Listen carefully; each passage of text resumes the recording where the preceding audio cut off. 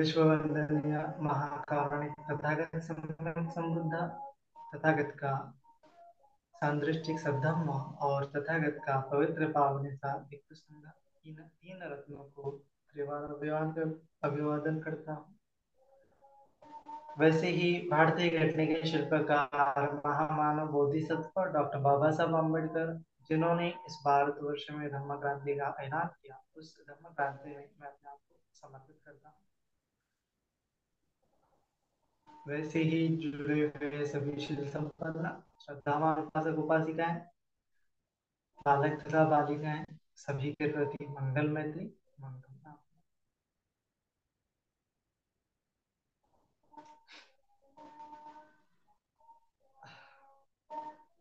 तो आज हम देखने वाले हैं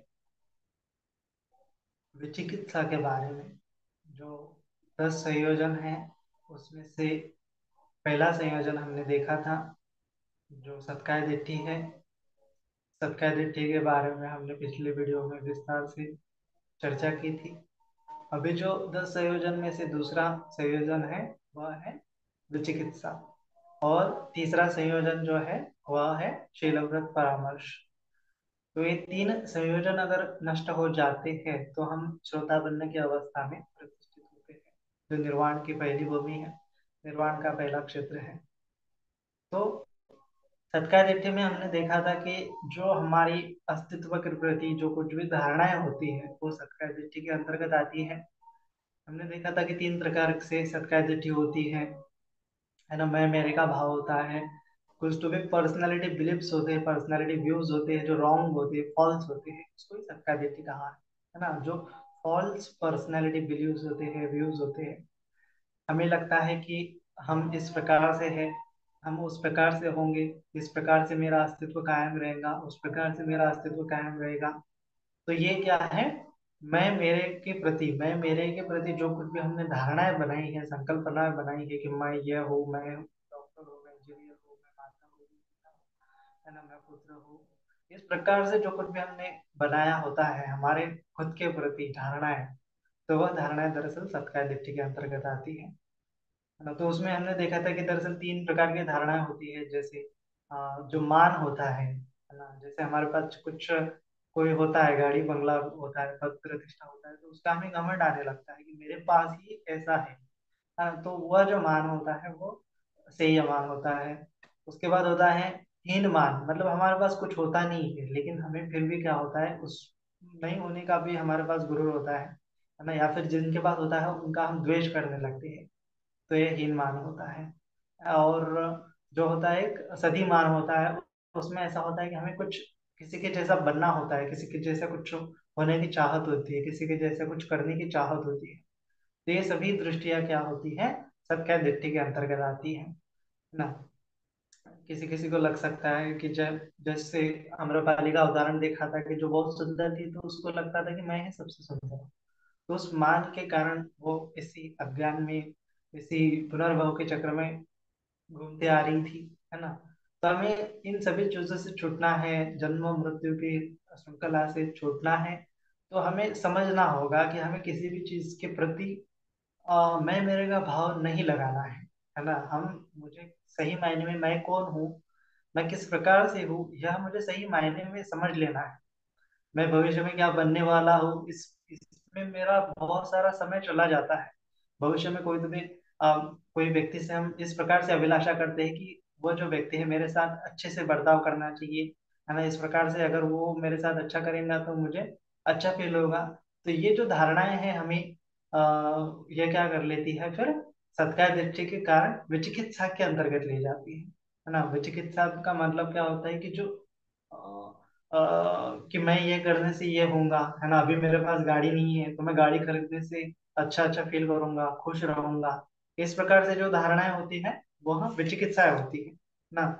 तो इस विचिकित्सा में वह जो अपनी परिस्थिति है उससे क्या करता है, संदेह करता है कि मैं अभी इस वर्तमान परिस्थिति में से खुश नहीं हूँ ना। वर्तमान परिस्थिति में क्या है कि मुझे दुख देने वाली है। तो वह क्या रहता है, हमेशा संदेह करता रहता है कि मैं यह जो कर रहा हूँ भविष्य में कुछ करने की चाहत करता है, तो उसमें क्या होता है कि ये पूरा होगा कि नहीं होगा, है ना। तो हम विचिकित्सा में फंस जाते हैं, संदेह में फंस जाते हैं कि मैं अगर ये चीज करूंगा तो खुश रह पाऊंगा कि नहीं रह पाऊंगा, है ना। ये चीज भूतकाल में इस प्रकार से ये चीज हुई थी, अभी भविष्य में ये चीज फिर से हो जाएंगे तो मेरे साथ बुरा होगा, तो मुझे डर, जो फियर है ना, डर लगता है, जो चिंता होती है, जो एंजाइटी होती है, जो डिप्रेशन होता है, जो नैराश्य होता है, वो दरअसल क्या होता है, सत्कारिक विचिकित्सा के कारण ही उत्पन्न होता है ना। तो विचिकित्सा का अर्थ होता है कि संशय करना, किसी भी चीज में संशय करना, है ना। तो और ये संशय अलग अलग चीज में हो सकता है, लेकिन अलग अलग चीज में इस संशय के बारे में तो हमें चर्चा नहीं करनी है, हमें केवल जो मैं मेरे के प्रति है, और सबसे सबसे इम्पोर्टेंट है कि अपने सुख और दुख के प्रति संशय करना माने विचिकित्सा होता है। सुख के कारणों के प्रति संशय करना, दुख के कारणों के प्रति संशय करना, है ना। अभी ये जो है, हम देखेंगे कि किस प्रकार से ये जो चिकित्सा होती है वो हमें क्या करती है, जो सत्कार दृष्टि के कारण उत्पन्न होती है ना। तो एक उदाहरण से समझेंगे, है ना। एक कथा है, एक छोटी सी स्टोरी है जो ओशो रजनीश के वीडियो में मैंने सुनी थी, कि उन्होंने बताया था एक इंसान होता है, एक नाई होता है ना। अब वो नाई क्या होता है, पुराने जमाने के बाद ये नाई होता है, और उस वो अपने राजा का राज दरबार में नाई होता है। तो राजा के पास हर रोज आता है, वो राजा का मालिश वगैरह करता है, शेविंग वगैरह करता है ना। तो राजा उसको एक कारशापन देता है, एक मुद्रा देता है, और उससे क्या होता है, वो पूरा दिन भर में अच्छे से उसको बिता लेता है ना। तो पूरा अच्छे से खुश रहता है। राजा भी चिंतित रहता है कि ये जो मेरा नाई है, मैं राजा होने के बावजूद भी इतना खुश नहीं रहता, लेकिन ये नाई जो है बहुत खुश रहता है ना। तो ये इसकी खुशी का राज क्या है, तो वो नाई से बात करता है कि तुम्हारी खुशी का राज क्या है। तो वो बोलता है कि महाराज मैं तो कुछ नहीं करता, फिर भी मैं खुश रहता हूँ, है ना। मैं तो अपना काम करता हूँ, यहाँ पे आता हूँ, आपकी मालिश वगैरह करता हूँ, और उसके बाद जो कुछ भी आप पैसा देते हो उससे जाके मैं अपने परिवार में खर्च कर लेता हूँ, और हम सभी भी परिवार वाले जो है खुश रहते हैं, है ना। मेरे बेटी, मेरे पति पत्नी जो है, हम सब लोग मिलके एकदम अच्छे से खुशी से जीवन बिता रहे हैं। मेरे जीवन में कुछ भी कठिनाई या कष्ट मुझे महसूस नहीं होता है। तो राजा को लगता है कि मैं इतना दुखी क्यों हूँ फिर, है ना, उसको समझ में नहीं आता। तो ऐसे ऐसे बातें करते करते वो राजा जो है अपने वजीर से बात करता है, अपने मंत्री से बात करता है। तो मंत्री से बोलता है कि मंत्री जी, ये जो मेरा नाई है वो बहुत खुश लगता है मुझे, है ना। इतना खुश लगता है कि कभी कभी मुझे उससे जलन महसूस होती है, ईर्ष्या होती है कि ये इतना खुश है, मैं राजा होके भी इतना खुश नहीं हूँ। तो क्या किया जाए, क्या हो सकता है, तो आप कुछ कर सकते हो क्या। तो मंत्री बोलता है कि ठीक है राजा जी, मैं कुछ तो भी प्रबंध करता हूँ। तो वो मंत्री जो है फिर क्या करता है, अभी उस कुछ तो भी करता है प्रयोजन। अब 2-4 दिन बीतने के बाद फिर जब नाई आता है, तब नाई एकदम मतलब किसी चिंता में रहता है ना। वो राजा बोलता है कि अब तुम्हें किस बात की चिंता है, तो बोलता है कि नहीं, किसी बात की चिंता नहीं, वो शेयर नहीं करता, है ना। दरअसल हुआ ये होता है कि जो मंत्री होता है, वो मंत्री क्या करता है, रात में जाके वो नाई के घर पे एक मतलब जो मुद्राएं होती है, सोने की मुद्रा होती है, 99 मुद्रा होती है, वो ऐसे उसका वो पाउच बना के एक पिशवी में डाल के वो नाई के घर के सामने ऐसे रख देता है। अबे नाहिर जब वो लेता है तो वो गिनता है कि अरे यार, ये कितने कितने किसने ये रख दिया, और मेरे द्वार पर क्यों रखा है। तो वैसे उसको गिनता है तो वो देखता है कि ये तो 99 है ना। और एक सोने की मुद्रा अगर मिल जाए तो ये 100 हो जाएंगे, इस प्रकार से वो सोचता है। तो फिर जब दूसरे दिन वो राजा के यहाँ दरबार में जाता है, तो वो सोचता है कि राजा तो मुझे हर रोज एक सोने की मुद्रा देता है, और एक सोने की मुद्रा से मेरा पूरा परिवार एकदम अच्छे से चलता है, एक दिन तो अच्छे से बिताता है ना। अभी मैं ऐसा क्या करूं कि ये जो 99 मुद्राएं है ना, 99 मुद्राएं हैं, ये 100 हो जाए, है ना। अगर ये 100 हो जाए तो एकदम मुझे मुझे अच्छा आराम से क्या हो जाएगा, अब मैं उसको अच्छे से, मतलब मेरे पास 100 मुद्रा है, ऐसा है, इसका उसको उसको जान पाऊंगा, ऐसा उसको लगता है। और एक मुद्रा कमाने के पीछे वो फिर लगता है। तो जब भी आता है राजा के पास और वो सोचता है कि किस प्रकार से दूसरी मुद्रा में मतलब दूसरी मुद्रा में प्राप्त करूं, है ना, क्या क्या करने से मैं दूसरी मुद्रा प्राप्त कर सकता हूँ, है ना। अभी राजा है तो राजा एक सोने की मुद्रा देता है, लेकिन जब वो गांव में जाता है तो गांव में अगर लोगों की मालिश करता है तो लोग इतनी एक सोने की मुद्रा भी नहीं दे पाते, है ना। वो तो एकदम छोटे छोटे पैसे करके कौड़ियों में उसको देते हैं। तो कौड़ियां गिनते गिनते जाएंगे तो बहुत सारा समय लगेगा एक मुद्रा इकट्ठा करने के लिए। तो वो जब राजा की मालिश कर रहा होता है तो ये इसी चिंतन में मन में रहता है कि क्या मैं ऐसा क्या करूं कि राजा मुझे दो मुद्राएं दे दे, या फिर ऐसा क्या करूं कि मुझे दो मुद्राएं मिले एक दिन में, और फिर मैं उसको रख के मेरे पास जो 99 मुद्रा है उसको 100 मुद्रा बना दूं। इस प्रकार से वो सोचता रहता है। वैसे 10-15 दिन बीत जाते हैं। राजा बोलता है कि फिर भी तुम्हें क्या हो गया, तुम दिन ब दिन जैसे चिंता में लग रहे हो, कोई प्रॉब्लम है क्या। तो वो बोलता है कि नहीं महाराज, कुछ भी प्रॉब्लम नहीं है ना। इस प्रकार से वो राजा को कुछ भी बात नहीं बताता है। तो फिर जब 100 मुद्राएं कंप्लीट हो जाती है, 2-3 दिन ज्यादा एफर्ट लगा के थोड़ा ये वो करके इधर उधर जाके दो चार मंत्रियों के पास जाके उनकी मालिश करा के वो और ज्यादा पैसे कमा लेता है। अभी 100 मुद्राएं जब कंप्लीट हो जाती है तो वो सोचता है कि 100 ही क्यों हो गई है, अभी मैं इसमें थोड़ा सा अगर मेहनत कर सकता हूँ तो मैं 108 मुद्राएं भी ला सकता हूँ, है ना। 8 मुद्रा अगर मैं कमा लूँ तो बहुत सारी मेरे पास मुद्रा हो जाएगी। तो ऐसा करके फिर वो 108 कमाने के पीछे भागता है, फिर 110 कमाने के पीछे भागता है, फिर 120 कमाने के पीछे भागता है। ऐसा करके वो क्या होता है, पूरा परेशान सा लगता है ना। महीना 2 महीने में होने के बाद फिर भी वो परेशान लगता है। तो राजा बोलता है कि पहले के भांति तुम अभी कुछ नहीं लग रहे हो, क्या बात है क्या बात है। तो वो कुछ भी नहीं बोलता है, कुछ भी नहीं बोलता है ना। तो राजा बोलता है क्या मेरे मंत्री जी ने आपके पास कुछ किया है क्या, आपके साथ कुछ वार्तालाप हुई है क्या। तो बोलता है नहीं, मंत्री जी ने तो कुछ नहीं किया है ना। तो जब मंत्री जी को पूछते हैं तो मंत्री जी बताते हैं सब इंसिडेंट की। मंत्री जी बोलते हैं राजा जी, मैंने उसके पास जो है 99 मुद्राएं रख दी थी उसके घर के सामने, सुवर्ण मुद्राएं, है ना। अभी उसको क्या हो गया था कि एक मुद्रा की लालच में उसने बहुत ज्यादा कमाने की कोशिश की, और इस कमाने की चिंता में वो भविष्य के बारे में सोचता रहा, है ना। कि अगर एक मुद्रा मिल जाए तो मैं क्या हो रहूंगा, खुश रहूंगा, एक मुद्रा मिल जाए तो मैं क्या रहूंगा, खुश रहूंगा। इस प्रकार से जब 100 मुद्रा हो गई तो फिर 108 के पीछे लग गया कि 108 कमा लूंगा तो अच्छा होगा, 108 कमा लूंगा तो अच्छा होगा, तो और ज्यादा कोशिश करने लगा।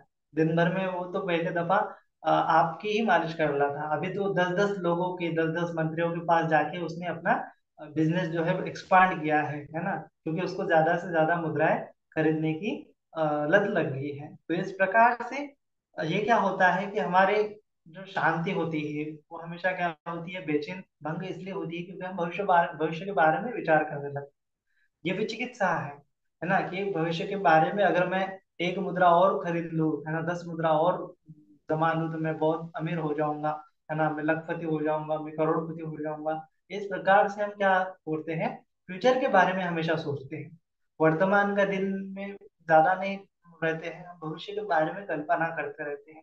और उस कल्पना को साकार करने के लिए इस वर्तमान को क्या कर देते हैं, पूरा बिगाड़ देते हैं। तो वही क्या है, विचिकित्सा है। विचिकित्सा मायने कि संदेह होना कि मैं भविष्य में जाके ऐसा करूंगा तो मैं खुश रहूंगा, है ना। उसको संदेह है कि अभी मैं खुश नहीं हूँ, अभी मेरे पास पर्याप्त नहीं है। उसको संदेह है कि भविष्य में जाके मैं खुश रहूंगा, ये जो चीज है मेरे पास उससे मैं संतुष्ट नहीं हूँ। भविष्य में जाके मैं संतुष्ट रहूंगा, है ना। लेकिन क्या है कि ये जो संतुष्टि है वो कभी खत्म नहीं होने वाली है ना। जिस प्रकार से मैंने पिछले वीडियो में कहा था कि हम गरीब होते हैं तो हमारी इच्छा आकांक्षाएं कुछ और होती है ना। जैसे समझो गरीब घर के परिवार की एक आधी महिला है तो वो क्या सोचेगी कि मेरे एटलीस्ट मेरे पति ने मेरे लिए कुछ कंगन वगैरह लाने चाहिए, कांच की चूड़ियां लानी चाहिए, ऐसे ऐसे विचार आएंगे। लेकिन जो अमीर अमीर लोग हैं उनको क्या होता है, हमें लगता है कि हमारे पास बहुत सारे पैसा हो जाएंगे तो हम खुश रह पाएंगे, है ना। गरीब लोगों को ऐसा लगता है। लेकिन जो अमीर लोग होते हैं उनकी एक्सपेक्टेशन और होती है। उनकी जो अमीर अमीर महिला है वो सोचती है कि मेरे हस्बैंड ने मेरे लिए और ज्यादा गोल्ड की रिंग लानी चाहिए, डायमंड की रिंग लानी चाहिए, है ना। अमुक अमुक प्रकार का डायमंड है, अमुक अमुक प्रकार का डायमंड लाना चाहिए। उस चीज की कल्पना हम गरीब होते हुए नहीं कर पाते। लेकिन जब हम उस अवस्था में पहुंच जाते हैं, है ना, अमीरी की अवस्था में या फिर किसी सिचुएशन को प्राप्त कर लेते हैं, तब जाके और हमारी एक्सपेक्टेशन बढ़ती है कि हमें और अलग अलग प्रकार से अगर चीजें मिल जाएंगे तो मैं और ज्यादा खुश रहूंगा। तो और ज्यादा खुश रहूंगा, और ज्यादा खुश रहूंगा, ये करूंगा तो और खुश रहूंगा, वो करूंगा तो और खुश रहूंगा। तो इस प्रकार से क्या होता है, फिर वो विचिकित्सा करते करते फिर शील व्रत परामर्श में भी फंस जाता है। तो उससे क्या होता है, फिर वो दुखियारा रहता है ना। तो यहाँ पे जो विचिकित्सा है वो सुख और दुख के कारणों की, दुख सुख और दुख के मार्ग की वजह से, या फिर सुख के और दुख के प्रति जो विचिकित्सा है, स्पेशली ये चीज मुझे सुख करेगी कि नहीं करेगी, ये चीज मुझे दुखियारे कर रही है कि नहीं कर रही है, उसका रॉन्ग व्यू होने के कारण विचिकित्सा डेवलप होती है ना। तो इसीलिए हमें जो भगवान बुद्ध ने बताया है विचिकित्सा को खत्म करने के लिए बताया है, तो कारणों को जानते हुए विचिकित्सा को खत्म करना है ना। हमें ये जो क्या बोलते हैं उसको, वर्तमान में संतुष्टि का भाव डेवलप करना चाहिए, और वर्तमान में खुश रहने के लिए प्रयास करने चाहिए, है ना। जैसे संतुष्टि है, कृतज्ञता है, नम्रता है, विनयता है, शीलवान होना है।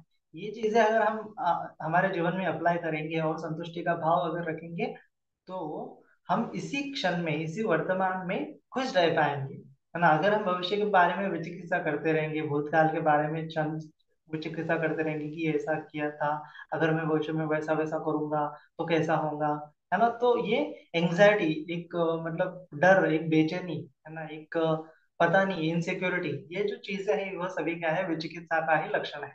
तो अगर वो ज्यादा डोमिनेट हो जाती है, फिर हमें साइकोलॉजिकल डिसीज भी हो सकते हैं, साइकोलॉजिकल फोबिया भी हो सकते हैं। तो इसको खत्म करने के लिए हमें क्या करना पड़ेगा कि जो वर्तमान में है उसमें संतुष्ट रहना है। दूसरा चीज है, अगर हमें भविष्य के बारे में कुछ करना भी है तो भविष्य के बारे में चिंता नहीं करनी, है ना। जैसे आजकल बहुत सारे जो बच्चे होते हैं, यंगस्टर हैं, पढ़े लिखे लोग हैं, ग्रेजुएट लोग हैं, वो चिंता करने लगते हैं कि वो एक जॉब में सेटिस्फाई नहीं रहते हैं। उनको लगता है कि मुझे दूसरा जॉब मिलना चाहिए, मिलना चाहिए, मिलना चाहिए। लेकिन केवल मिलना चाहिए, मिलना चाहिए, मिलना चाहिए करने से हमें कुछ मिलने वाला नहीं है ना। हमें ये जो सिचुएशन है, समझो एक आधा जॉब जो है, अगर हमें दुखियारा कर रहा है, तो ये हमारे मन के कारण ही हमें दुखियारा कर रहा है, वो हमें एक्सेप्ट करना पड़ेगा। और दूसरा जॉब नहीं मिल रहा है, नहीं मिल रहा है, नहीं मिल रहा है, ऐसी चिंता करने से कुछ होने वाला नहीं, वो बेचैनी और ज्यादा बढ़ेगी। हमें क्या करना चाहिए कि राइट एक्शन लेने चाहिए। राइट एक्शन लेने से क्या हो जाएगा, हम जो भविष्य में जो कुछ भी पाना चाहते हैं वो पा सकते हैं, है ना। जैसे हमें कुछ नया जॉब चाहिए, तो नया जॉब किस प्रकार का जॉब चाहिए वो हमें अच्छे से चिंतन मनन करना चाहिए, किस प्रकार से मैं उस जॉब को पाने के लिए मेहनत कर सकूंगा, है ना। इस प्रकार से हमें क्या करना चाहिए, सिचुएशन को चेंज करने के लिए पहले तो एक्सेप्ट करना चाहिए कि हाँ, इस प्रकार से अभी मैं ये सिचुएशन में दुखियारा हूँ, ये सिचुएशन मुझे चेंज करनी है। दूसरी सिचुएशन की कामना करने में केवल विचारों में ऊर्जा नहीं खर्च करनी है, हमें एक्शन में खर्च करनी है, राइट एक्शन में।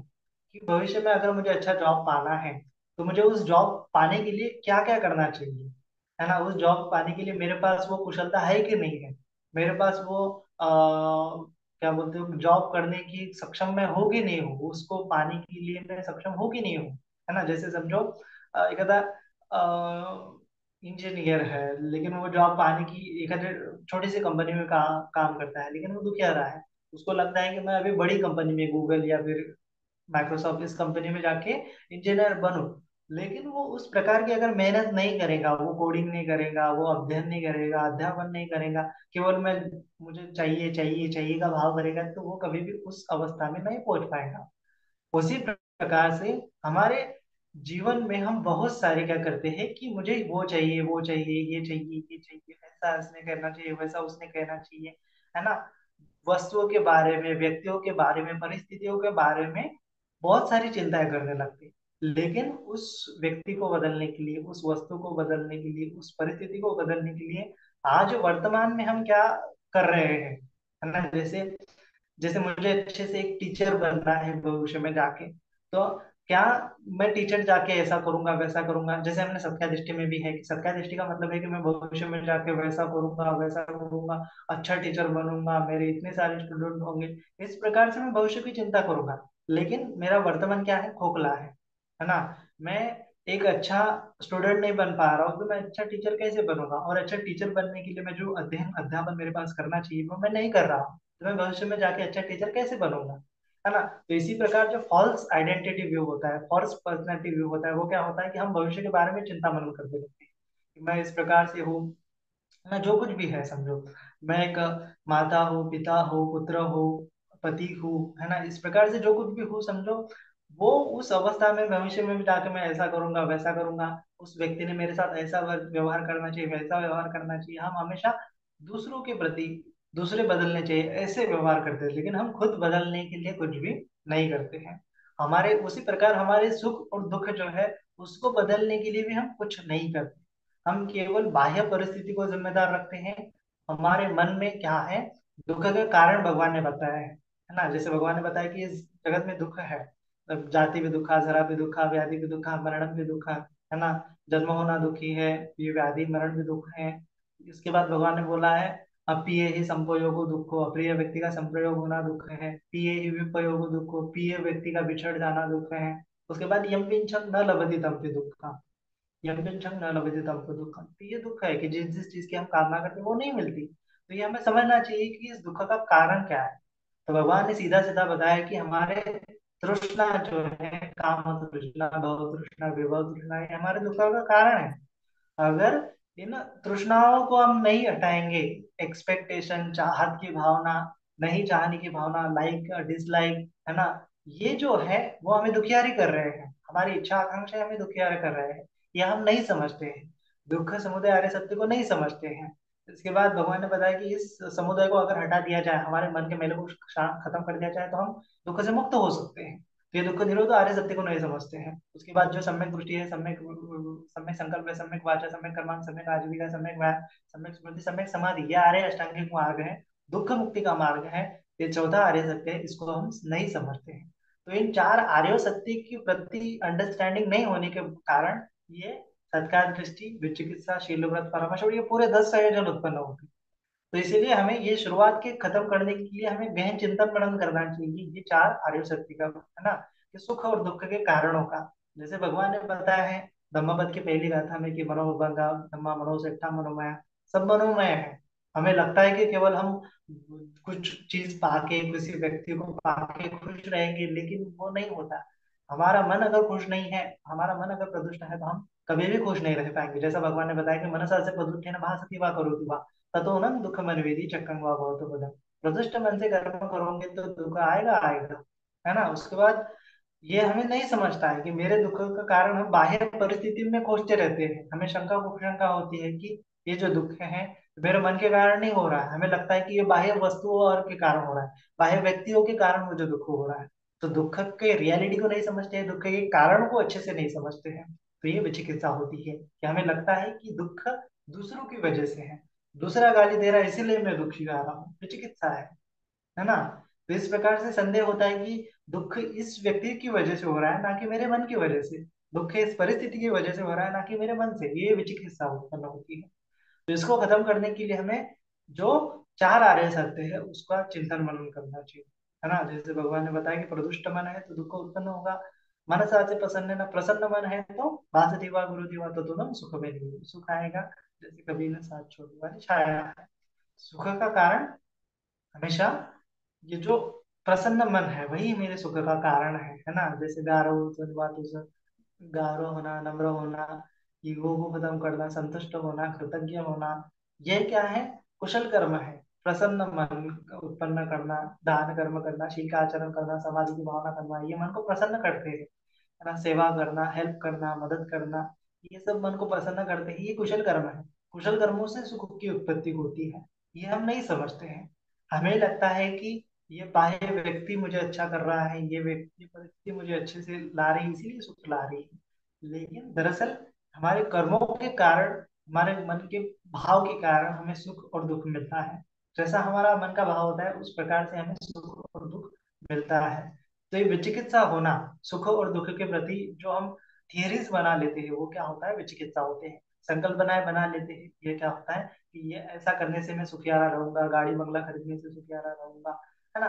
तो ये अगर मुझे ये मिल जाए तो मैं सुखियारा रहूंगा, मेरा ये ना रिश्तेदार मेरे से अच्छे से बात कर ले रहेगा, मैं सुखियारा रहूंगा, है ना।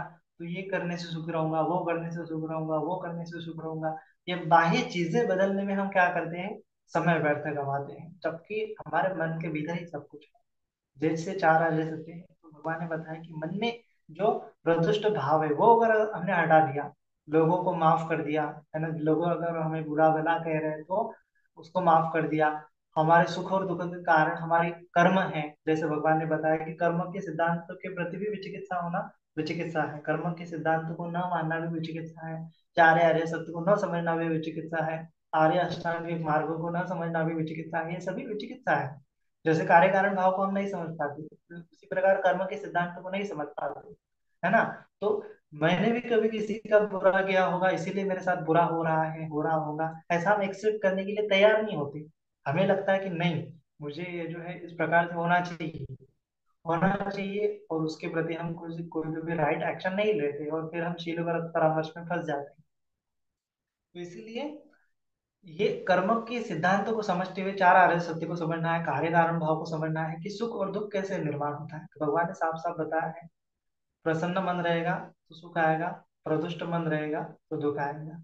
इतना सिंपल सी बात है, लेकिन फिर भी हम ये समझ नहीं समझते हुए हम लोगों को दोष देते रहते हैं, व्यक्तियों को दोष देते रहते, परिस्थितियों को दोष देते रहते, वस्तुओं को दोष देते रहते, और हमारे सुख और दुख को हम अच्छे से नहीं समझने के कारण हमारे मन में सतत विचिकित्सा रहती है कि ये करने से मैं भला हो जाऊंगा, मेरे साथ भला हो जाएगा, वैसा वैसा। तो भविष्य के बारे में चिंता मनन करते रहते हैं, भूतकाल के बारे में चिंतन मनन करते रहते हैं। तो इसीलिए ये भूत और भविष्य और के बारे में न सोचते हुए जो वर्तमान है, वर्तमान में जीने के लिए हम क्या क्या कर सकते हैं उसको हमें अच्छे से करना है ना। और एक सही ये है कि हम ऐसा भी कर सकते हैं, जैसे विचिकित्सा उत्पन्न हो रही है मन में, तो कोई कर्म हम कर रहे हैं तो हमें हमेशा सोचना है कि ये हम कर्म ये मैं क्यों कर रहा हूँ, हमारे जो चित्त की चेतना है उसको हमें समझना है। जिस प्रकार से हमने समझा था कि सम्यक दृष्टि अगर उत्पन्न हो जाती है तो सत्यादिष्टि खत्म हो जाती है, उसी प्रकार सम्यक संकल्प अगर मन में उत्पन्न हो जाता है तो विचिकित्सा खत्म हो जाती है ना। क्योंकि विचिकित्सा है इसका मतलब हमें ये चार आर्य सत्य नहीं समझे हैं, है ना, हमें आर्य अष्टांगिक मार्ग नहीं समझा है, सभी चीजें अनित्य है, दुखद है, अनात्म है, ये हम नहीं समझे हैं। इसीलिए क्या होता है, हम चिकित्सा में गिर जाते हैं। तो सम्यक संकल्प लेते हुए हमें चार आर्य सत्य की भावना करनी है, सम्यक संकल्प लेते हुए आर्य अष्टांगिक मार्ग की भावना करनी है, सम्यक संकल्प लेते हुए कुशल कर्म की भावना करनी है ना। सुख और दुख का कारण क्या है भगवान ने सीधा सीधा बताया, तो उसको कारणों को बनाना है। दुख का कारण क्या है कि मेरे पिछले अकुशल कर्म होंगे, सुख का कारण क्या होगा कि जो मैं कर्म करूंगा वर्तमान में कुशल कर्म, कुशल कर्म मुझे सुखी आगे बनाएंगे। यह समझते हुए हमेशा मुझे कर्म के प्रति सचेत रहना है। कैसे सचेत रहना है, तो जैसे भी कोई कर्म कर्म करने के लिए मैं आगे आऊंगा, जो कुछ भी कार्य करूंगा, तो उसको सोचना है कि मैं ये क्यों कर रहा हूँ ना। जैसे मुझे लग रहा है कि मैं ये चीज करने से खुश रहूंगा, है ना, जैसे समझो फॉर एग्जाम्पल मेडिटेशन में लेंगे, या फिर हम बैठे हुए हैं ऐसे, खाली बैठे हुए हैं, 5 मिनट ऐसे बैठे हैं, 5 मिनट बैठते हैं, कुछ नहीं कर रहे हैं, तभी हमारे मन में उत्पन्न होता है कि अगर मोबाइल, है ना, मोबाइल सामने पड़ा हुआ है, नोटिफिकेशन आ जाती है तुम कर, फिर हमारा ध्यान जाता है मोबाइल की तरफ, और फिर हमें उत्पन्न होता है चाहिए चाहिए चाहिए। हमें लगता है कि हम ऐसे बैठे हैं, हम खुश नहीं है, अगर मोबाइल मिल जाए तो मैं खुश हो जाऊंगा, है ना, तो विचिकित्सा उत्पन्न होगी, है ना। हमें हमें लगता है कि वो मोबाइल मुझे खुश करने वाला है, मोबाइल पे जो कुछ भी आएगा वो मुझे खुश करेगा, मैं मोबाइल यूज करूंगा तो खुश करूंगा। अभी वर्तमान में मैं ऐसा बैठा हूँ तो खुश नहीं हूँ, उसकी भी चिकित्सा है ना। क्योंकि जबकि भगवान ने बोला है कि ये जो सुख और दुख का कारण क्या है, मन ही है। तो हम नहीं समझ पाते, हमें लगता है कि मोबाइल पा लूंगा तो मैं खुश रहूंगा, है ना। तो हमें उस समय में हमारी चेतना को देखना है कि मन क्या चाहता है ना। और अगर वो उठा रहा है तो अगर मन मोबाइल उठा रहा है, हम जाते हैं और मोबाइल को उठा लेते हैं और देखने लगते हैं, तो वो मोबाइल उठाने के लिए, मोबाइल उठाने के पहले या फिर कोई कर्म करने के पहले देखना है कि मैं ये क्यों कर रहा हूँ, है ना, किस लिए कर रहा हूँ, है ना, क्या मैं अभी वर्तमान में संतुष्ट नहीं हूँ, है ना, अभी क्या मैं ये दुख से मुक्त नहीं हो सकता हूँ। इस प्रकार से हमें जो कुछ भी हम कर्म कर रहे हैं छोटे छोटे, ये क्यों कर रहा हूँ, जैसे कुछ मेहनत कर रहे थे हम, भविष्य के बारे में सोचते रहते हैं, तो विचार भी कर रहे हैं तो क्यों कर रहे हैं, सोचना है ये विचार मैं क्यों कर रहा हूँ, क्या ये विचार मुझे सुखियारा और दुखियारा बनाएगा? क्या ये चीज करके मैं सुखियारा और दुखियारा बनूंगा? तो ऐसे करते करते हमें हमें कर्म का सिद्धांत तो समझ में आ जाएगा, हमें समझ में आ जाएगा कि कुशल कर्म करने से ही मैं खुश रहता हूँ। अगर मैं वर्तमान में खुश नहीं हूँ कुशल कर्म करते हुए, तो मैं भविष्य में भी खुश रहूंगा ऐसी कुछ गारंटी नहीं है, है ना? तो इसीलिए वर्तमान में खुश रहने के लिए कुशल कर्म ज्यादा से ज्यादा करने चाहिए। तो धम्म को समझते हुए, चार आर्य सत्य का चिंतन मनन करते हुए, हमें हमेशा हमारे कर्मों के ऊपर ध्यान देना है। जैसे भगवान ने बताया है कि चेतना हम विकल्प कम्मंग वदामि, समय संकल्प लेते हुए हम हमें कर्म हमारे कर्मों को शुद्ध कर सकते हैं। जैसे चेतना को शुद्ध करते हैं, चेतना का मतलब क्या है कि संकल्प, किसी अच्छी चीज को करने का संकल्प। तो संकल्प करते हुए हम हमारे विचिकित्सा को खत्म कर सकते हैं। जैसे दुखी आ रहा है तो देखना है कि नहीं, अभी सब अनित्य है, मैं 5 मिनट बैठूंगा ही मोबाइल पे, चाहे जो कुछ भी नोटिफिकेशन आ जाए, 5 मिनट बैठूंगा, आधा घंटा बैठूंगा, 1 घंटा बैठूंगा। और हम देखेंगे कि जो शुरुआत में मुझे लग रहा था कि मोबाइल लेने से मैं अच्छा होगा, मोबाइल लेने से अच्छा होगा, या फिर मैं लेट जाऊं, है ना, अभी मेरे पेट दुख रही है, मैं लेट जाऊँ, आलस से आ रहा, लेट जाऊं तो अच्छा होगा, मैं सुख अनुभूति करूंगा। तो ऐसे विचिकित्सा होती है। तो उस विचिकित्सा को हटाने के लिए सम्यक संकल्प लेना है कि नहीं, मैं कुशल कर्म करूंगा, है ना, बैठूंगा, है ना, अधिष्ठान लूंगा, 10 पारमिताओं का पालन करूंगा, और देखूंगा कि ये सब अनित्य है ना, अनित्य है, अनित्य है। ये जो मेरे मन में उत्पन्न हुआ भाव है कि लेट जाओ लेट जाओ लेट जाओ, नहीं हो रहा है ध्यान, नहीं हो रहा है ध्यान, तो ये विचिकित्सा ही है ना। विचिकित्सा की वजह से हम ध्यान भी नहीं कर पाते। तो विचिकित्साएं उत्पन्न हुई है, लेट जाओ, तो संकल्प लेना है कि नहीं, अभी ये अनित्य है, मैं उसको 5-10 मिनट देखूंगा कि ये अनित्य है कि नहीं। भगवान ने जिस प्रकार बोला है कि अनित्य है, तो अनित्य है ही। तो भगवान के मार्ग पर विश्वास हो जाता है कि हाँ, अनित्य है कि नहीं, तो अनित्य है कि नहीं, है कि नहीं, उसको देखना है। और देखते देखते जैसे देखेंगे कि 5 मिनट बाद वो थॉट जो है, वो बेचैनी है, वो गायब हो जाती है, और हमारा मन शांत होने लगता है। और हमारा शांत होने से क्या होता है कि हमें प्रज्ञा उत्पन्न होती है, अरे ये अनित्य है, मैं खामखा उस चीज में बेचैन हो रहा था। तो विचिकित्सा खत्म हो जाती है, धम्म के प्रति श्रद्धा उत्पन्न होती है कि ये भगवान ने जिस प्रकार से बताया है वही सही है, कि ये सब खत्म होने वाला है, ये मुझे सुखियारा दुखियारा नहीं बनाने वाला है। लेटने से क्या होता था कि 2 मिनट के मुझे सुख मिल जाता, लेकिन वो भी केवल केवल मेरे मन के कारण, है ना। मन इन काम छंदों में आस्वाद लेता है ना, इसीलिए दुखियारा है। तो जिस प्रकार से भगवान ने ये जो सुख है, काम भौतिक, आंखों से अच्छा रूप देखना, कानों से अच्छा ध्वनि, है ना, और शरीर से अच्छा स्पर्श, जीवा से अच्छा टेस्ट, ये सभी क्या है, ये जो मुझे लग रहा है कि सुख है, दरअसल ये सुख नहीं है, उसकी अनुभूति होती है ना। फिर दुख आर्य सत्य की अनुभूति होती है, आदित्य की अनुभूति होती है, दुख की अनुभूति होती है, और फिर अनात्म की अनुभूति होती है कि जो बदलने वाला है, जो दुख देने वाला है, वो मैं नहीं हूँ, मेरा नहीं है। इस प्रकार से अनात्म का बोध उत्पन्न होते हुए हमें सम्यक दृष्टि उत्पन्न होती है, सम्यक संकल्प में हम स्थिर होते हैं। फिर उसके बाद जो हमारे कर्म जो है शुद्ध शुद्ध होते रहते हैं, शील व्रत परामर्श के लिए भी हमें वो कारागिर प्राप्त होते हैं। तो इसीलिए चार आर्य सत्य को समझते हुए अच्छे से सम्यक दृष्टि को समझना है, अच्छे से सम्यक सम्यक संकल्पों को समझना है। और हमारे सुख और दुख का जिम्मेदार कौन है, भगवान ने सीधा सीधा बताया है, हम ही है। अरे अतो ना तो कोई ना तो परोसिया।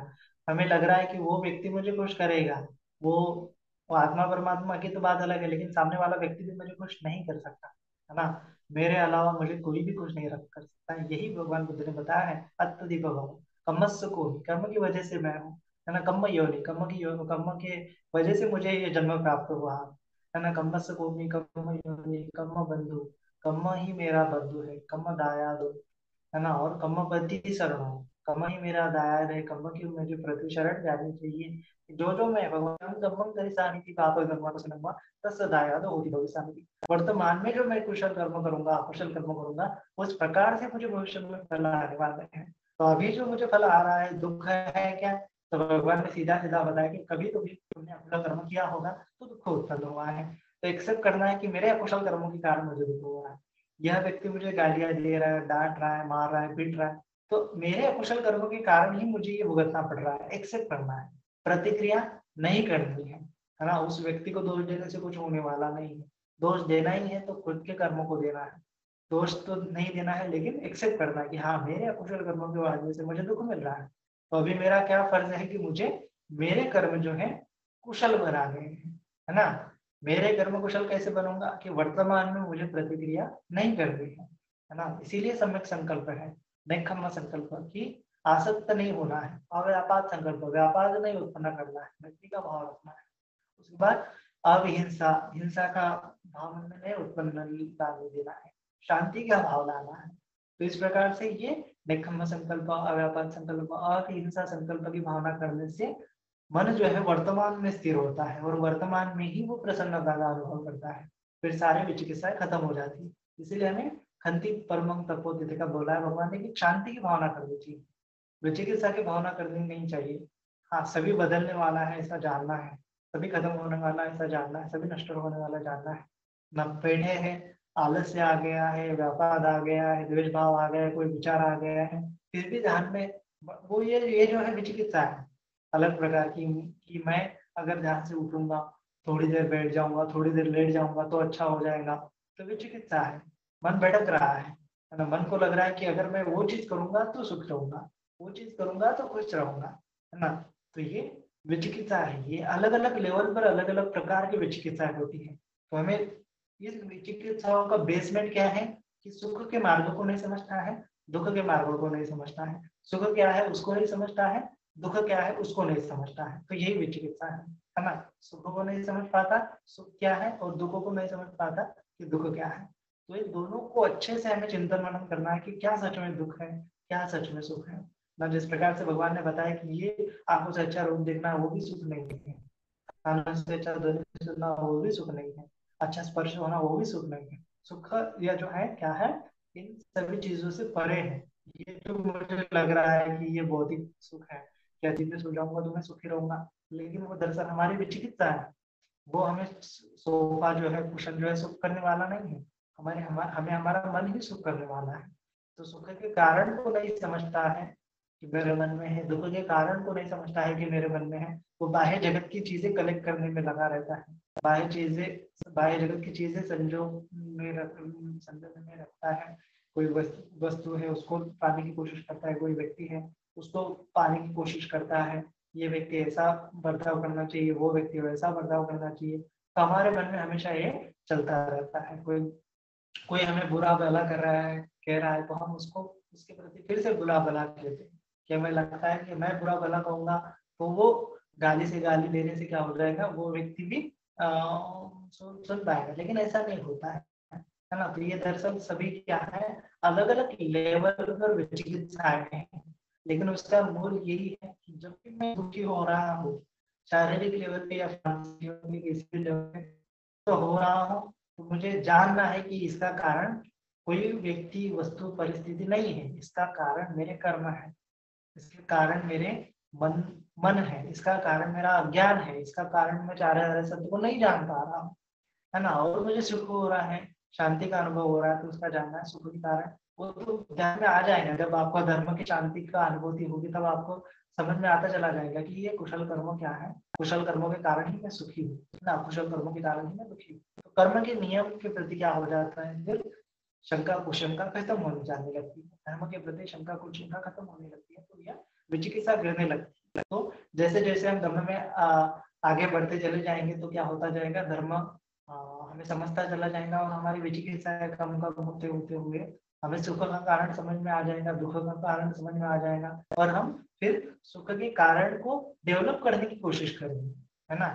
हाँ, कि ठीक है, पुराने कर्मों की वजह से मुझे दुख हो रहा है, अभी मुझे कुशल कर्म करने चाहिए ताकि जाके भविष्य में मुझे सुख मिले। तो मैं दान की भावना करता हूँ, शील की भावना करता हूँ, मैत्री की भावना करता हूँ, ये विपස්සना की भावना करता हूँ, शमन साधना की भावना करता हूँ। तो ये कुशल कर्म मैं डेवलप करता हूँ मेरे अंदर। तो ये कुशल कर्म करते हुए भी मैं सुखी रहता हूँ, भविष्य में भी। अभी मुझे पता चल गया है कि इस दिन में, आज के दिन अगर मैं खुश रह रहा हूँ तो भविष्य में भी मैं खुश रह पाऊंगा। तो मुझे कुछ भविष्य के बारे में चिंता करने की आवश्यकता नहीं रहती, क्योंकि वर्तमान में मुझे सुख की अनुभूति होती है, वर्तमान में मुझे धम्म समझ में आता है ना। ये इसीलिए क्या करना है कि एक छोटा सा एक्सपेरिमेंट करना है कि हम क्या है कि सभी नश्वर है, हम सभी कभी ना कभी मरने वाले हैं, तो इसलिए मरणानुसति की भावना करने से भी बहुत सारी विचिकित्साएं खत्म हो जाती है। लेकिन हमें ऐसे जीवन देना है कि जैसे हर रोज जो है, रोज सुबह उठा, तो रोज सुबह ऐसे हमें टास्क करने चाहिए। ऐसे टास्क करने से सीधा कहूंगा कि सुबह उठे हैं तो मुझे ये जो दिन है, आज का दिन जो है, मैं किस प्रकार से खुश रह सकूंगा, है ना, बिना किसी चीज के, बिना किसी व्यक्ति के, बिना किसी परिस्थिति के, बिना बिना किसी चाहत के, क्या मैं इस वर्तमान में आज के दिन में खुश रह पाता हूँ। तो उसको प्रैक्टिस करना है। क्या मैं हर रोज, आज मुझे फिर से नया जन्म मिला है, सोकर उठे हैं, है ना। बहुत सारे लोग हैं इस दुनिया में कि जो सोते हैं तो फिर उठते नहीं है, मर जाते हैं। तो मैं सोकर उठा हूँ, तो इसका मतलब क्या है कि मेरा कुशल कर्म है, जानना है सबसे पहले, है ना। उसके बाद देखना है कि क्या मैं दिन भर में अच्छे से, बिना किसी चीज में लिप्त हुए, बिना किसी व्यक्ति की सहायता से, बिना किसी वस्तु की सहायता से, क्या मैं खुश रह पाऊंगा। तो बिना किसी आलम्बन के, बिना किसी की हेल्प के खुश रहने की कोशिश कीजिए दिन भर में। अगर आपके पास समय है, अगर आप जॉब करने के बाद भी जाइए, टहलने जाइए, और बिना किसी चीज के, हम मतलब खाली है, खाली है फिर भी खुशी का, फिर भी प्रसन्न है, फिर भी खुश रह पाते हैं कि नहीं, उसके बारे में चिंतन मनन करना चाहिए।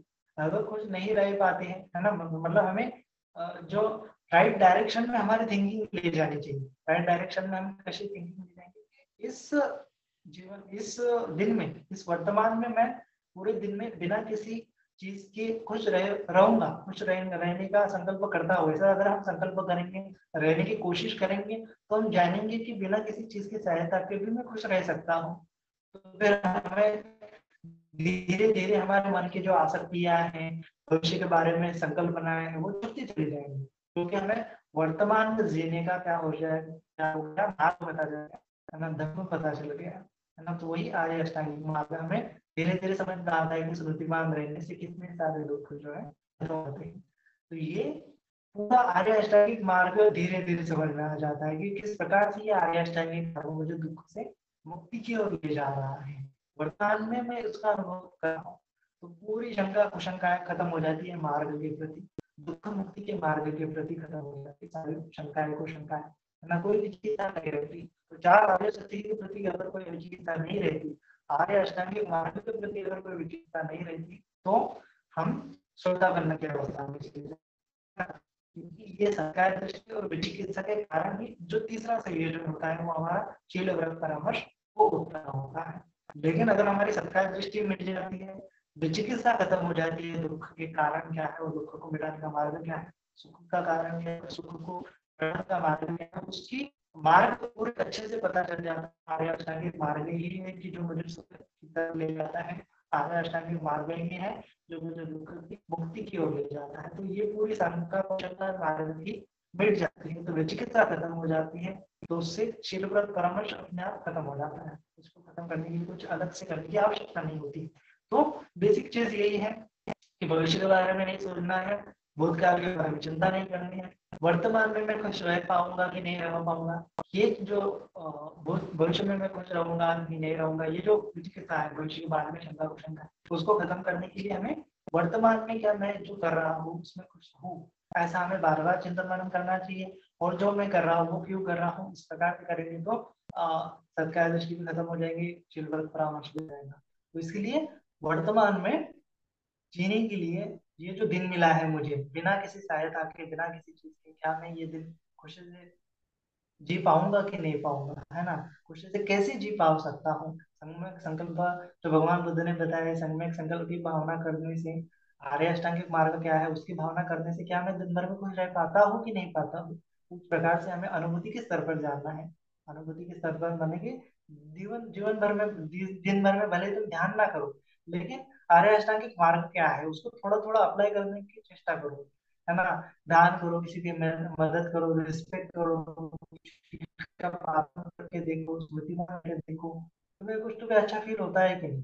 हाँ, इसकी ज्यादा भावना करने से मैं और ज्यादा खुश रह पाऊंगा, तो उसको एक कॉन्फिडेंस आ जाता है, श्रद्धा उत्पन्न होती है, फिर और ज्यादा संकल्प करते हुए वो, जैसा जैसा श्रद्धा उत्पन्न होती है वैसे वैसे विचिकित्सा खत्म होने लगती है।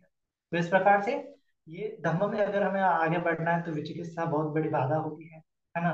क्योंकि विचिकित्सा से हमें मतलब ध्यान से हम भटक जाते हैं, मार्ग से हम भटक जाते हैं, क्योंकि मार्ग के ऊपर विश्वास न होना ही विचिकित्सा होती है ना। दुख के मुक्ति के मार्ग पर विश्वास न होना, सुख के कारण क्या है, दुख के कारण क्या है, कर्म के मार्ग पर विश्वास, कर्म फल पे विश्वास न होना विचिकित्सा है। तो इसको हटाने के लिए हमें बार बार कर्म सिद्धांत की भावना करनी चाहिए, बार बार आर्य अष्टांगिक मार्ग की भावना करनी चाहिए, बार बार चार आर्य सत्य का चिंतन मनन करना चाहिए, बार बार कुशल कर्म करनी चाहिए, और जानना चाहिए कि जब जब मैं कुशल कर्म करता हूँ तब तब मैं खुश होता हूँ, तब तब मैं सुखी होता हूँ। जैसा जैसा भगवान ने बताया वैसा वैसा करने से मैं खुश रहता हूँ, सुखी होता हूँ। तो वैसा अगर मैं ज्यादा करूंगा तो मैं और ज्यादा खुश रह पाऊंगा। तो धीरे धीरे विचिकित्साएं खत्म होने लगती है ना। तो इस प्रकार से बुद्ध के प्रति श्रद्धा, धर्म के प्रति श्रद्धा और संघ के प्रति श्रद्धा उत्पन्न होती है धीरे धीरे, कि ये तीन रत्नों की वजह से मुझे ये मार्ग पता चला है, आर्य अष्टांगिक मार्ग। तो ऐसा श्रद्धा उत्पन्न होने से विचिकित्साएं धीरे धीरे खत्म होने लगती है। तो ये जैसे जैसे ये तीन संयोजन कम कम होने लगते हैं, सत्या दृष्टि विचिकित्सा शील व्रत परामर्श, वैसे वैसे हमारी श्रद्धा उत्पन्न होने लगती है, ज्यादा ज्यादा बढ़ने लगती है। और एक समय आता है कि हमें परिपूर्ण श्रद्धा हो जाती है, जो प्रज्ञा अनुसार होती है, प्रज्ञा के द्वारा उत्पन्न होती है। हमें दुख क्या है वो समझ में आता है, दुख के कारण हमें समझ में आता है, दुखों को मिटाने का रास्ता पता चल, दुख को मिटा सकते हैं ऐसा हम जानते हैं। और मार्ग जो है आर्य अष्टांगिक मार्ग है ऐसा हम जानते हैं। चार आर्य सत्य हमें पता होते हैं, दुख सही मायने में क्या है, सुख जो लग रहा है सही मायने में क्या है, ऐसा हमें पता चलता है। तो पूरी विचिकित्सा वहां पे खत्म हो जाती है प्रज्ञा के द्वारा। प्रज्ञा के द्वारा विचिकित्सा खत्म होने से चार आर्य सत्य और आर्य अष्टांगिक मार्ग के प्रति भावना जो श्रद्धा है वो बहुत ज्यादा डोमिनेट हो जाती है, बल बढ़ जाती है। तो ऐसे श्रद्धा बलवती होने के कारण हमारे आ, हम श्रद्धा बनने की अवस्था में पहुंच जाते हैं, है ना। निर्वाण के पहले भूमि में हम पहुंच जाते हैं, तो फिर हमारा अपाय गति में जाना असंभव होता है ना। भविष्य के बारे में भी, चिकित्सा खत्म हो जाने के बारे में, जन्म मृत्यु की परंपरा से हम छूट जाते हैं, आठ भव उत्पन्न होते हैं, आठ भवों के बाद फिर हम मुक्त हो जाते हैं। तो इस प्रकार से जो सत्कार ठीक है, चिकित्सा शील व्रत परामर्श है, केवल अच्छे से चिंतन मनन करने से, है ना, हमारा अहंकार को खत्म करने से, नम्रता भाव उत्पन्न करने से, संतुष्टि का भाव उत्पन्न करने से, और दूसरों को रिस्पेक्ट करने से, दूसरों के प्रति कृतज्ञता भाव उत्पन्न करने से, दूसरे मुझे, कोई कोई लोग ऐसे होते हैं कि यानी कि दूसरों पर उपकार करते हैं, और दूसरों को उपकार करते हैं और लोग उनको, जैसे समझो मैंने किसी की हेल्प की, लेकिन वो मेरे हेल्प का कृतज्ञता भाव नहीं अर्पण कर रहा है, मुझे वो कुछ रिस्पेक्ट नहीं दे रहा है, तो मेरे मन में उसके प्रति घृणा उत्पन्न होती है। उस मैं मुझे चाहिए होता है कि वो क्या है, वो क्या करे, मेरे प्रति कृतज्ञता का भाव व्यक्त करे, लेकिन वो व्यक्ति ऐसा नहीं कर पाता, तो फिर मैं बेचैन हो जाता हूँ, है ना। हम बार बार ऐसे कर्म करते हैं कि हमें लगता है कि हमने लोगों पर उपकार किए हैं, है ना। हमें लगता है कि मैंने इसका अच्छा किया, इसका अच्छा किया, उसका अच्छा किया, इसका सबके साथ मैंने भला व्यवहार किया, लेकिन लोग मुझे बोलते हैं, मुझे बुरा भला करते हैं, वो मेरे उपकारों का स्मरण नहीं करते हैं, इस प्रकार हम लोगों को कोसने लगते हैं। तो ये जो है ये सही नहीं है। उसमें क्या है कि हम हमारे कर्म जो है बांध रहे हैं, ये हमें हमेशा ध्यान रखना चाहिए। हमने दूसरों पर उपकार किए हैं, इसका मतलब यही है कि हमने दूसरों के ऋण जो है फेड दिए हैं, है ना। हमारे यहाँ एक बड़े एक मतलब अच्छे बंधु जी हैं, वो बंधु जी हमेशा बोलते हैं कि अगर समझो तुमने किसी ने तुमको मतलब हो सकता है इमरजेंसी है, पैसे वगैरह मांगे हैं या समझो कुछ, और तुमने उसको हेल्प की है ना, समझो 1000 10,000 जो कुछ भी है, समझो हेल्प की है उसको। तो अभी क्या है कि वो तो हमें नहीं दे रहा है, पैसे मांग रहे हो तुम, नहीं दे रहा है, साल हो गए, 2 साल हो गए, तो नहीं दे रहा है। तो हमें उस प्रकार से सोचना चाहिए कि नहीं दे रहा है, नहीं दे रहा है, मेरे पैसे मैंने उसको दिए, वो मुझे नहीं दे रहा है, ऐसा नहीं सोचना चाहिए। उस वक्त हमें ऐसा सोचना चाहिए कि मेरा क्या हो गया है, कभी पिछले जन्म में उसने मुझे दिए होंगे पैसे, मैंने भी वापस नहीं दिए होंगे, इसलिए इस जन्म में वो पैसे मेरे से उसके पास चले गए हैं, मेरा कर्म ये जो यहाँ पे है खत्म हो गया है। तो इसी प्रकार से अगर आपने किसी की हेल्प की है तो ऐसा सोचना चाहिए कि ये हेल्प केवल और केवल इस व्यक्ति ने मेरे पिछले जन्म में मेरे हेल्प किए होंगे, इसलिए मैं इसका ऋण चुका रहा हूँ, है ना। इसी दूसरों को हेल्प करते वक्त हमेशा ध्यान रखना चाहिए कि इसी ने कभी ना कभी मेरी हेल्प की होगी, है ना। तो उस प्रकार से मेरा कर्म खत्म हो गया, अभी यहाँ पे मुझे फिर से कर्म नहीं बांधना है कि वो मेरी हेल्प करे, वो मेरी हेल्प करे, ऐसा मुझे नहीं करना है। ऐसा करने से उसके भी कर्म बन जाते हैं, मेरे भी कर्म बन जाते हैं, और फिर हम इस संसार में घूमते चले जाते हैं। तो इसीलिए दूसरों पर उपकार कर रहे हैं ऐसा भाव कभी भी मन में नहीं लाना चाहिए, दूसरों को हेल्प कर रहे हैं ऐसा भाव कभी भी मन में नहीं लाना चाहिए। ऐसा भाव मन में लाना चाहिए कि मेरे कर्म होंगे, किसी ने मेरी हेल्प की होगी, इसीलिए मुझे हेल्प करनी पड़ रही है और ज़्यादा से ज़्यादा अगर मैं लोगों की हेल्प करूँगा, क्योंकि बहुत सारे जन्मों में बहुत सारे लोगों ने मुझे बहुत सारी हेल्प की है ना, उसका पेबैक जो है मुझे करना चाहिए। पेबैक टू द सोसाइटी जो है, मतलब मेरे फ्रेंड को मैंने कहा था कि पेबैक टू द सोसाइटी, क्योंकि सोसाइटी ने जो है हमें पाल पोस के बड़ा किया है, समझो हमें हमारे ऊपर उपकार किए, हमारे माता पिता, हमारे ज्ञातिगण हैं, हमें हमें ये जो कुछ भी मिल रहा है, जो कुछ भी समझो अच्छी फैसिलिटीज मिल रही है, हम कार में घूम रहे हैं तो कार किसी ने तुम्हें बनाई है, हम भोजन खा रहे हैं तो भोजन बनाने के लिए किसान है, मजदूर है, इनके सारे इतने सारे एफर्ट है। रास्ते पर हम अच्छे रास्ते पे जा रहे हैं तो कितने सारे मजदूरों ने वहां पे काम किया है ना। तो ये सभी के प्रति अगर हम देख रहे हैं कि हम अच्छे से ऑक्सीजन ले पा रहे हैं तो किसी ने ट्री प्लांट किए हैं, बहुत सारे चीजों के प्रति हम इस पूरे लाइफ के प्रति कृतज्ञता भाव व्यक्त कर सकते हैं। और इस कृतज्ञता को जो लोगों ने मुझे मदद की, उन लोगों को तो मैं मदद नहीं कर पाता हूँ, लेकिन मेरे से जितने लोगों को मदद हो सके उनको मैं मदद कर पाता हूँ, तो मेरे कर्मों से मैं छूटता चला जाता हूँ। इस प्रकार से त्याग का भाव मन में लाना चाहिए, दूसरों को हेल्प करने का भाव मन में लाना चाहिए, है ना।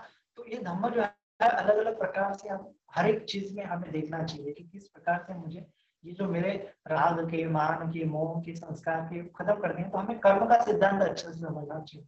कर्म का सिद्धांत जितना अच्छे से समझते चले जाएंगे, उतनी सारी शंका कुशंका मिटती चली जाएंगी, सुख और दुख के कारण समझ में चले जाएंगे, उतना उतना हम संतुष्ट रह जाएंगे।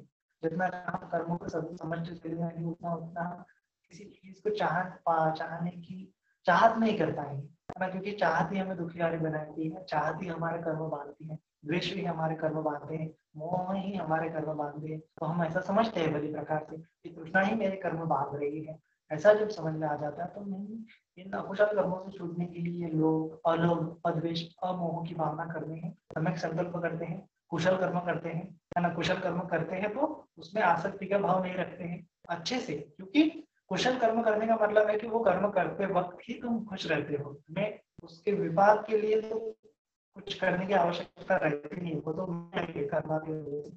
लेकिन तुम्हें वो कर्म का सिद्धांत क्या होना चाहिए, दिट्ठी उत्पन्न होनी चाहिए। दिट्ठी जो कर्म बोलते हैं 10 पुण्य क्रिया में है, लास्ट का पुण्य है, उसका जब साक्षात्कार होने लगता है तब जाके ये हम श्रोतापन्न की ये जो सबका दृष्टि विचिकित्सा शील व्रत परामर्श खत्म हो जाते हैं, श्रोतापन्न की अवस्था में हम आगे धीरे धीरे बढ़ते हैं। तो ऐसे शॉर्ट में अगर आप समझें तो भूतकाल में नहीं पढ़ना है, भविष्य के बारे में नहीं पढ़ना है, वर्तमान में मन को स्थिर लाना है, वर्तमान में खुशी को खोजना है कि जो हमारे मन में है, कैसे वर्तमान में मैं खुश रहूंगा, किसी को हेल्प करके मैं कैसे खुश रहूंगा, किसी ने अगर मेरे साथ बुरा व्यवहार किया तब जाके मैं कैसा खुश रहूंगा, है ना। कोई मुझे हेल्प कर रहा है तो इसका मतलब मैंने भी कभी उसको हेल्प की होंगी, या फिर उसको रिटर्न पे बैक करना चाहिए, कृतज्ञता भाव मन में लाना चाहिए। मैंने किसी की हेल्प की है तो सोचना चाहिए कि इसने मेरी हेल्प की होगी, इसीलिए मैं उसकी हेल्प कर रहा हूँ, तो मेरा कर्म का बंधन यहाँ पे छूट रहा है ना।